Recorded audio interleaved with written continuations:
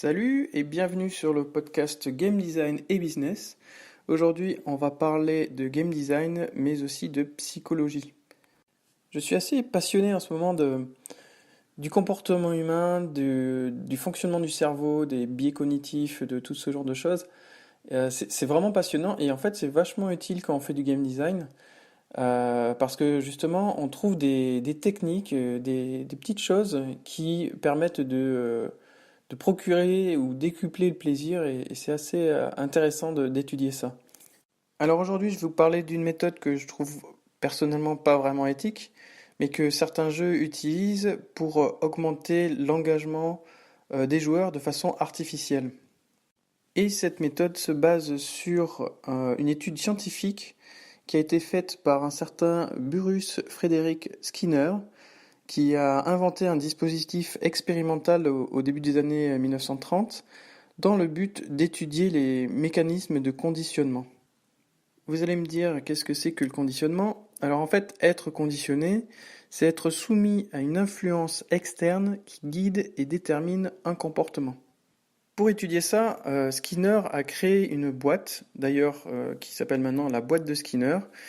C'est une boîte avec un bouton et un pigeon à l'intérieur. Donc en fait, il observe l'oiseau et quand l'oiseau tape sur le bouton, la machine lui donne de la nourriture. La boîte est reliée à un système d'enregistrement qui permet de comptabiliser le nombre de fois que le pigeon tape sur le bouton. Alors qu'est-ce qui est intéressant d'observer ici?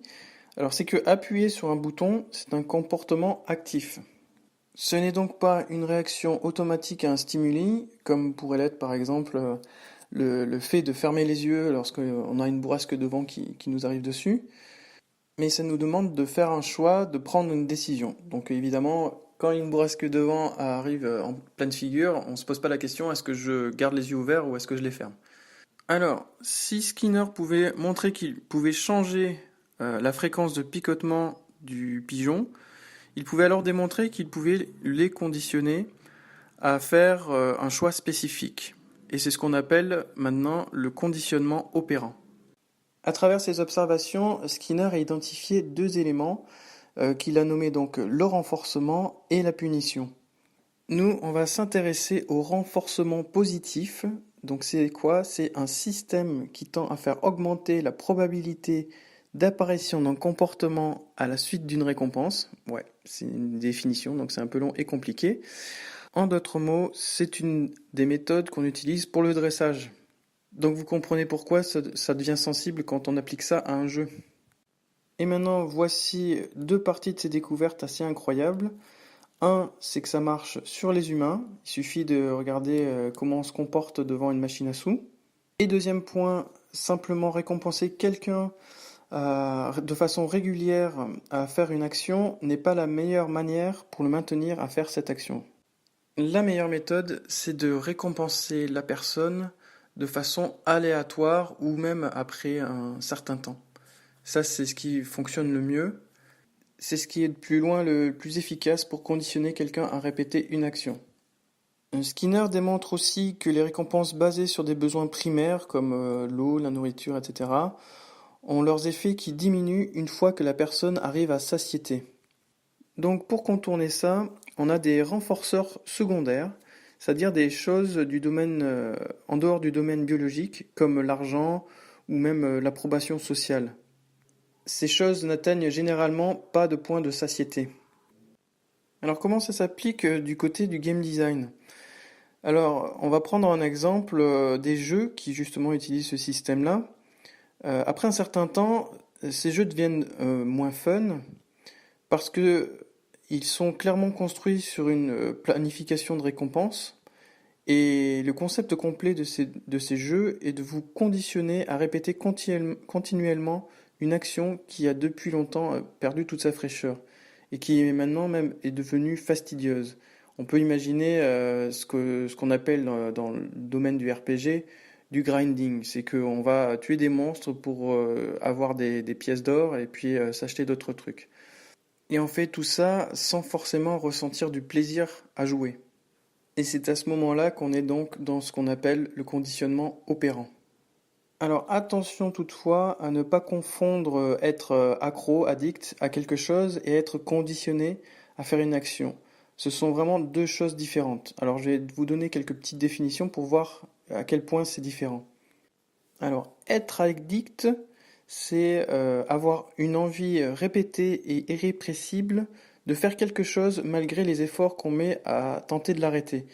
Mais cette manière de fonctionner implique la notion de plaisir. C'est ça qui nous pousse à faire ces choses-là. Alors que être conditionné, c'est être soumis à une influence externe qui guide et détermine un comportement. Et là, en fait, la notion de plaisir n'est plus là.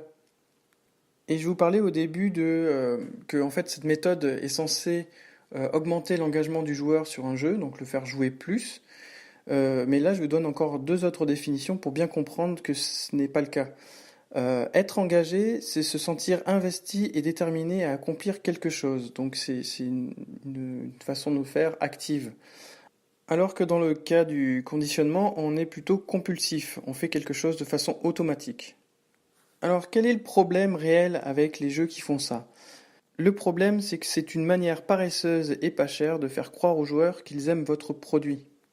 Est-ce que ça vous est déjà arrivé de finir un jeu et puis une fois de regarder un peu en arrière, vous dites, mais attends, ça fait un mois que je joue là-dessus et quelle perte de temps, quoi. Ça, c'est l'effet conditionnement, en fait. C'est parce que le jeu a utilisé donc les techniques de Skinner pour créer l'illusion d'engagement et étendre le temps de jeu. Avec un système de récompense mécanique, on nous conditionne à jouer sans nous procurer un réel plaisir. Alors, est-ce qu'il existe de meilleures méthodes pour favoriser l'engagement? Alors oui, heureusement, j'ai envie de dire. En voici une petite liste. Alors, il y a par exemple la narration.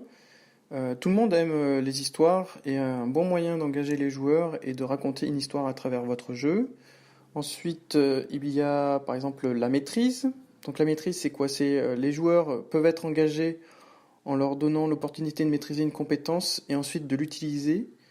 Vous pouvez voir ce genre de choses dans les jeux de rythme par exemple, ou les jeux de combat, et parfois même dans les RPG. Je donne un exemple dans le jeu de combat, c'est que vous devez apprendre à maîtriser par exemple à faire des boules de feu, et le plaisir va être procuré au moment où vous arrivez à placer ces techniques qui sont compliquées à maîtriser de bonnes situations. Ensuite, il peut y avoir ce qu'on peut appeler le défi mental, donc toutes les choses qui sont plutôt jeux de puzzle. Résolution d'énigmes, de problèmes, comme par exemple les jeux d'enquête. Il peut y avoir aussi la nouveauté, donc ça c'est pas forcément facile à faire parce que voilà, maintenir la nouveauté dans un jeu c'est pas simple, mais je pourrais peut-être en parler d'ailleurs dans un autre podcast, ce qu'on pourrait appeler le unfolding. Donc c'est que en fait on commence un jeu et puis on débloque de nouvelles choses progressivement. Donc ça c'est quelque chose qui marche pas mal. Il peut y avoir aussi le mystère. Donc, ce qu'il faut savoir, c'est que la curiosité humaine est une chose très puissante. Dès qu'on parle de mystère, on est quasiment sûr d'engager les joueurs, parce que la seule chose qu'on a envie de faire, c'est de jouer pour comprendre qu'est-ce qui s'est passé réellement. Donc voilà, c'était quelques manières d'éviter le système de conditionnement pour faire des jeux amusants. Ce qu'il faut savoir, c'est que pour faire un bon jeu, il ne faut pas utiliser une seule manière de faire, il faut combiner un peu tout ça, équilibrer l'ensemble. Voilà, je pense que c'est à peu près tout. Donc pour conclure, je vous conseille d'éviter d'utiliser cette méthode de la boîte de Skinner parce que c'est complètement artificiel et que en fait, ce qu'on cherche quand on fait du game design, c'est à procurer du plaisir, alors que cette méthode n'en procure pas du tout. N'oubliez pas que vous pouvez me proposer des sujets, me poser des questions, ou si vous voulez approfondir certains aspects de ce que j'ai déjà traité, pas de problème, ça me ferait vraiment plaisir. Vous pouvez aussi me dire un peu quelles ont été vos expériences. Vous pouvez bien entendu liker, partager, noter ce podcast si vous l'appréciez. J'ai mis aussi en lien la vidéo de la boîte de Skinner, donc vraiment la boîte de l'époque, où c'est assez marrant de voir comment se comporte un pigeon pour avoir ses récompenses.